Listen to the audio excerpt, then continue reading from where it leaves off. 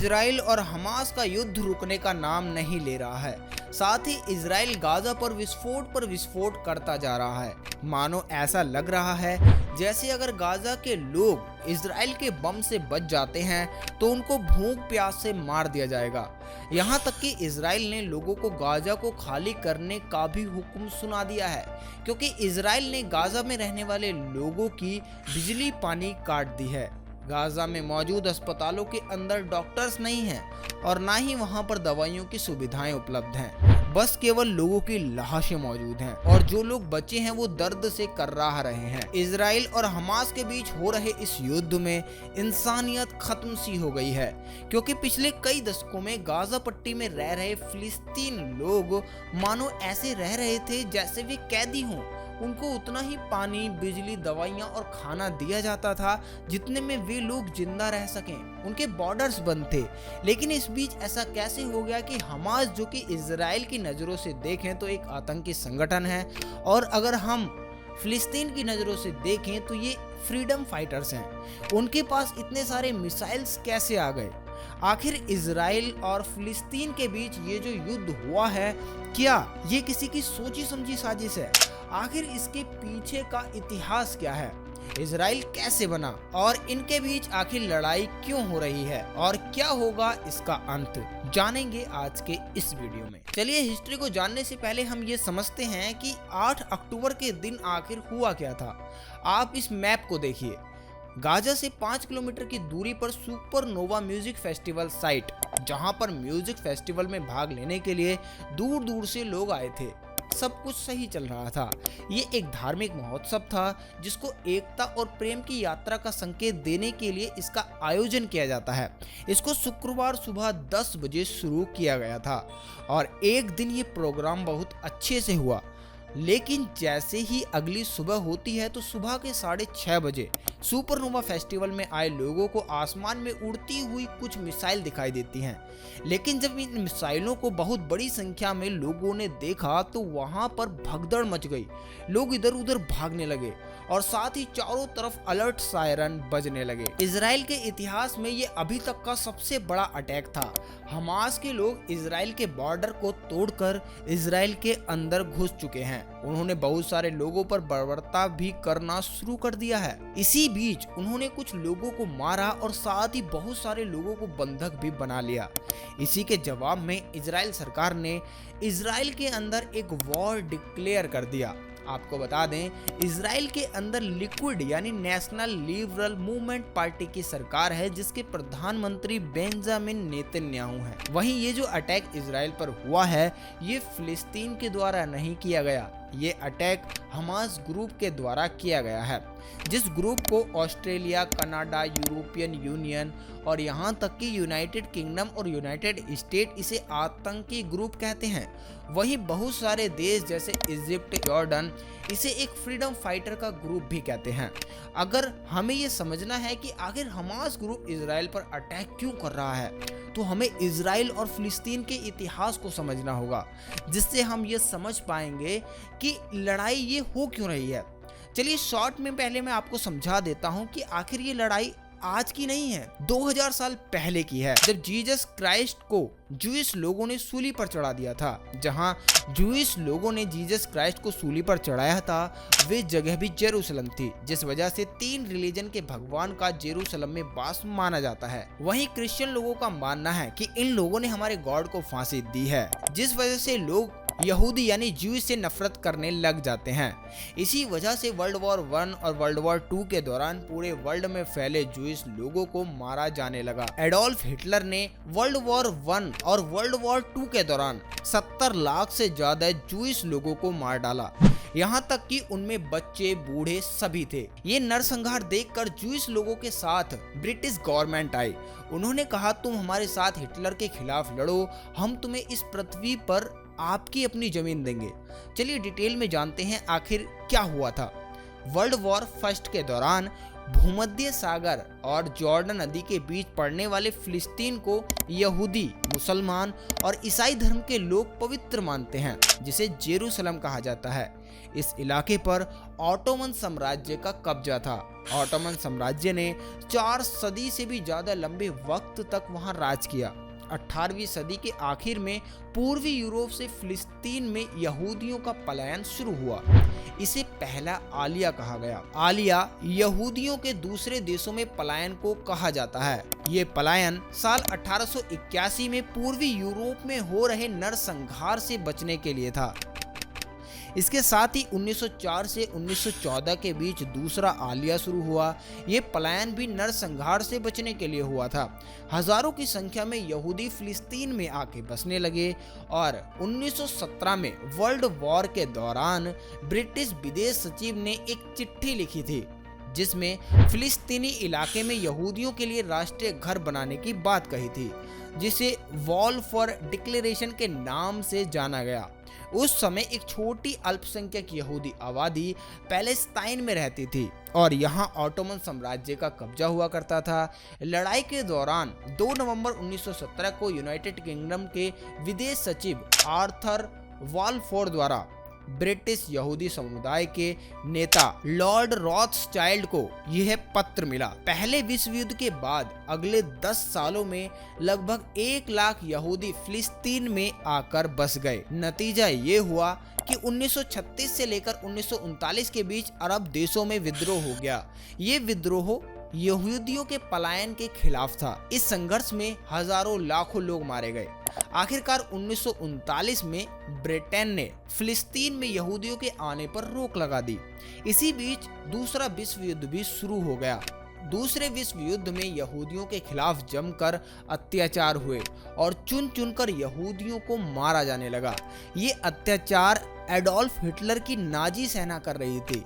Hitler की Nazi सेना से बचने के लिए दोबारा से यहूदियों ने भागना तो शुरू किया, लेकिन दुनिया के बाकी मुल्क उन्हें अपने यहाँ शरण देने से बच रहे थे। वहीं जब ये हो रहा था तो फिलिस्तीन ने इन यहूदियों को अपने देश में गुपचुप तरीके से शरण दी और चुपचाप तरीके से आलिया वेट नाम से एक आंदोलन भी चलाया गया। एक अनुमान के मुताबिक दूसरे विश्व युद्ध के आखिर तक फिलिस्तीन में यहूदियों की आबादी 30% से भी ज्यादा हो गई थी और पैलेस्टाइन ब्रिटिश राज के अंदर आ गया था। वहीं यहूदी लोग अपने देश की अब मांग भी करने लगे थे और ये मांग धीरे धीरे तेज होने लगी। 14 मई 1947 को ब्रिटेन ने इस मामले को संयुक्त राष्ट्र की महासभा के पास भेज दिया। 1948 में संयुक्त राष्ट्र ने एक प्रस्ताव रखा। प्रस्ताव में एक अरब मुल्क और एक यहूदी देश की बात थी, जबकि जेरूसलम को अंतर्राष्ट्रीय नियंत्रण की बात कही गई थी। इस बीच ब्रिटेन ने ऐलान किया कि 14 मई 1948 को वे पैलेस्टाइन से चले जाएंगे और ऐसा ही हुआ। ब्रिटिश लोग फिलिस्तीन के इस भाग को छोड़कर चले गए और इजराइल, फिलिस्तीन और जेरूसलम को उन्होंने कुछ इस प्रकार से बांटा। 1948 में किया गया ये विभाजन आप अपनी स्क्रीन पर देख सकते हैं कि ये कैसे बटा था, लेकिन ये विभाजन अरब कंट्रीज को मंजूर नहीं था क्योंकि इजराइल को इसमें 55% भाग दिया गया था और इसका कोई उचित तर्क भी नहीं दिया। विभाजन के अगले ही दिन इजराइल और अरब कंट्रीज के बीच युद्ध स्टार्ट हो गया। ये युद्ध पूरे 9 महीने 3 वीक 2 दिन तक चला और 10 मार्च 1939 को इस युद्ध को इजराइल ने जीत लिया क्योंकि इजराइल को अमेरिका का सपोर्ट मिला और हथियार भी। 1949 को इजराइल जब ये युद्ध जीता था तो उनके द्वारा दोबारा से सीमाओं को तय किया गया। आप ये देखिए, इस मैप के अंतर्गत अब इजराइल और बड़ा हो गया था। उसने फिलिस्तीन की पहले से ज्यादा भूमि पर अब कब्जा कर लिया था। एक तरफ बना वेस्ट बैंक और दूसरी तरफ बना गाजा पट्टी। भले ही इजराइल ये युद्ध जीत गया हो, लेकिन अरब देश को ये अभी भी मंजूर नहीं था क्योंकि इजराइल ने अब फिलिस्तीनी लोगों पर अपने नियम थोपना शुरू कर दिया। जो इजराइल चाहता था ये लोग वैसा ही किया करते थे। इन लोगों पर बहुत सारी पाबंदियां लगा दी गई थी और बहुत सारी सुविधाओं से इनको वंचित रहना पड़ता था।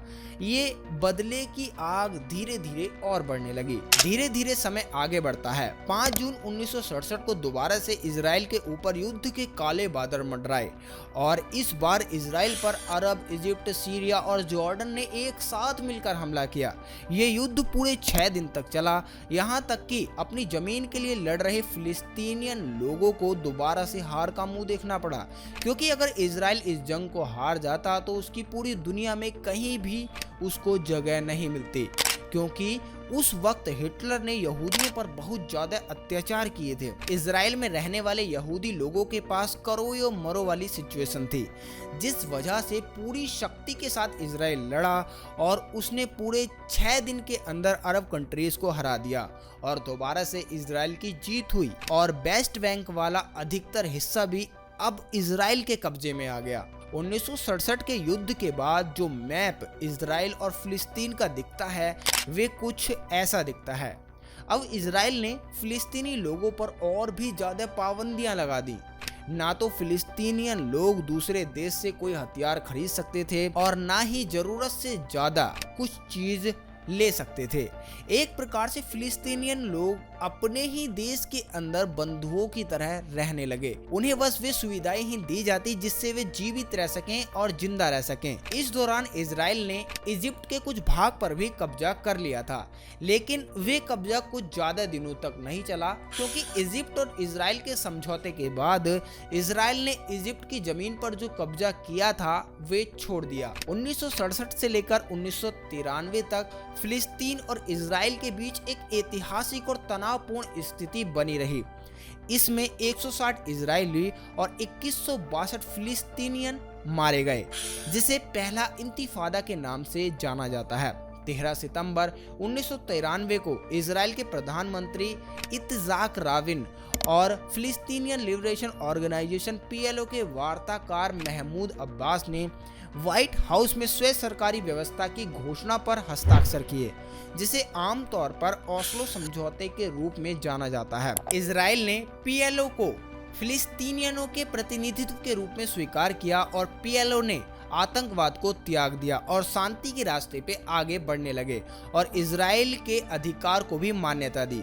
दोनों पक्ष इस बात पर सहमत हुए कि एक फिलिस्तीनी प्राधिकरण PA की स्थापना की जाएगी और 5 साल की अवधि में वेस्ट बैंक और गाजा पट्टी में शासन की जिम्मेदारी संभाली जाएगी। लेकिन 1995 में जूइश एक्टिविस्ट ईगल आमिर ने इजराइल के 5th प्रधानमंत्री इत्जाक राविन को मार दिया, क्योंकि बहुत सारे इजरायली लोग ओस्लो अकॉर्ड के पक्ष में नहीं थे और ओस्लो अकॉर्ड के बीच जो वेस्ट बैंक का हिस्सा था उसे पीस एग्रीमेंट के तहत फिलिस्तीन को देना पड़ा था। हालांकि जब अमेरिका के प्रधानमंत्री क्विंटन ने कार्यालय छोड़ा तब शांति प्रक्रिया विफल हो चुकी थी और इजरायली फिलिस्तीनी हिंसा का एक नया दौर शुरू हो गया था और ये ओस्लो एक्ट मात्र 2000 तक ही चला।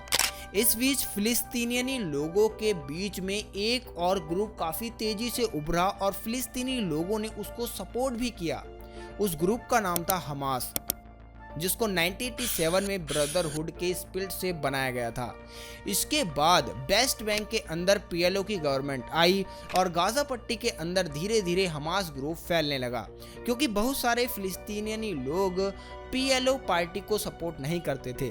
इसी बीच 2000 से लेकर 2005 तक सेकेंड इंतिफादा की लड़ाई शुरू हो जाती है, जिस लड़ाई में 400 इजरायली फोर्स, 821 इजरायली सिविलियन और बहुत सारे फिलिस्तीनियन भी मारे जाते हैं। इस लड़ाई में सुसाइड बॉम्बिंग के तरीके को इस्तेमाल में लाया गया था। 2006 का समय आता है और फिलिस्तीन के अंदर चुनाव होते हैं। चुनाव करने के बाद हमास सरकार फिलिस्तीन में आ जाती है। हमास के द्वारा बनाई गई पार्टी 74 सीटों से जीत जाती है और जैसे ही हमास सरकार फिलिस्तीन के अंदर आती है तो यूरोपियन कंट्री हमास ग्रुप को फंड देने से मना कर देती हैं और ना ही फिलिस्तीनियन अथॉरिटी को कोई फंड दिया जाता है और ये लड़ाई खत्म होने की बजाय और बढ़ने लग जाती है। तब से लेकर अभी तक हमास ग्रुप इजराइल पर छोटे मोटे हमले करता आ रहा है, लेकिन 7 अक्टूबर सुबह 6:30 बजे हमास ग्रुप ने इजराइल पर 5000 से ज्यादा मिसाइलों से एक बहुत बड़ा बड़ा हमला किया, जो इजराइल पर अभी तक का सबसे बड़ा हमला माना जा रहा है। हमास ग्रुप अपनी आजादी के लिए लड़ रहा है और दूसरी तरफ इजराइल अपने अस्तित्व को बचाने के लिए लड़ रहा है। फिलिस्तीन चाहता है कि उसकी जमीन उसको वापस मिल जाए और उनको आजादी से जीने दिया जाए, उसको वे अधिकार मिल जाएं जो वे चाहता है। अगर ऐसा होता है तो यहूदी लोग इजराइल की सरकार का भी विरोध करने लग जाएंगे। इसी वजह से ये एक ऐसा मुद्दा बन चुका है जिसको सॉल्व करना बहुत मुश्किल है। आपका इस पर क्या कहना है, हमें कमेंट करके जरूर बताएं। दोस्तों, अगर आपको आज का हमारा ये वीडियो पसंद आया हो तो इसे एक लाइक करें और चैनल पर नए हो तो सब्सक्राइब करके नोटिफिकेशन बेल को ऑल पर जरूर से सेट कर लें। चलिए मिलते हैं आपसे एक और न्यू वीडियो में, तब तक के लिए बाय। जय हिंद, वंदे मातरम।